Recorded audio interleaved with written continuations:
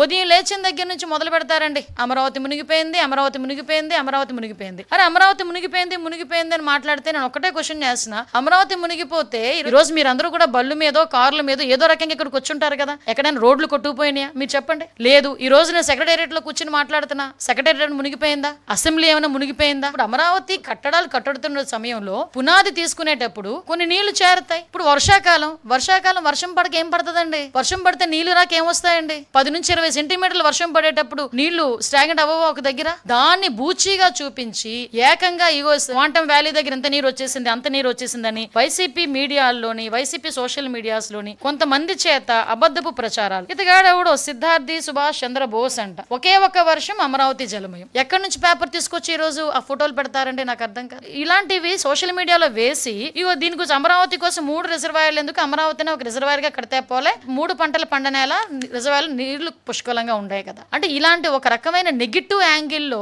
Project చేయడం ఇది ఒక్కటే కాదండి. ఇలాగా ఒక మూకుమ్ముడిగా అమరావతి మీద దాడి చేశారు. ఈ రోజు అమరావతి అనేసరికి ఒక ఆంధ్రప్రదేశ్ ప్రజల సెంటిమెంట్, అటువంటి అమరావతి మీద మళ్ళీ బురద జల్లటం. ఈ రోజు అమరావతి కట్టడానికి సెంట్రల్ గవర్నమెంట్ కూడా సపోర్ట్ చేసి ఫండ్ తీసుకొచ్చుకొని మనం అన్ని కూడా అమరావతిలో ప్రతిదీ కూడా నిర్మాణం చేసుకోవాలని చెప్పి ఇటుక పేర్చుకుంటూ ఒకటి ముందుకెళ్తుంటే గౌరవ ముఖ్యమంత్రి గారు ఈ రోజు అది చూసి ఓర్వలేక, అంటే ఏదో పేపరు పెన్ను ఉంది, కీప్యాడ్ ఉంది, మొబైల్ ఉంది, మా నచ్చినట్టు రాసుకుంటామంటే ఎలా అవుతుంది? మేము ఇలాంటి వాళ్ళ మీద కేసు పెట్టకూడదా? ఈ రోజు ప్రజల్లో ఒక రకమైన ఆందోళన కలగదా? ఒక రకమైన అలజడి ఉండదా? ఒక రకమైన అభద్రతా భావం క్రియేట్ అవ్వదా? మీరందరూ వచ్చున్నారు ఇక్కడికి, మీరందరూ ఎక్కడ కూడా ఏ బోట్లోనే రాలేదు, నీటిలో ఈదుకునే రాలేదు, ఎక్కడండి మునిగిపోయింది? ఈరోజు సెక్రటేరియట్ లో మేము కూర్చొని మాట్లాడుతున్నా, సెక్రటేరియట్ మునిగిపోలేదు, మరి అమరావతి మునిగిపోయింది ఇలాంటి ఫేక్ ప్రచారాలు చేసినప్పుడు ఎలాగ ఈ రోజు పేపర్లోని గట్ట కొంతమంది రాస్తున్నారు? నేను అందరి మీడియా వాళ్ళ గురించి మాట్లాడలే, స్పెసిఫిక్ గా కొంత మీడియా ఏం జరుగుతుందంటే ఒక బురద జల్లే కార్యక్రమం మీదే ఉన్నారు.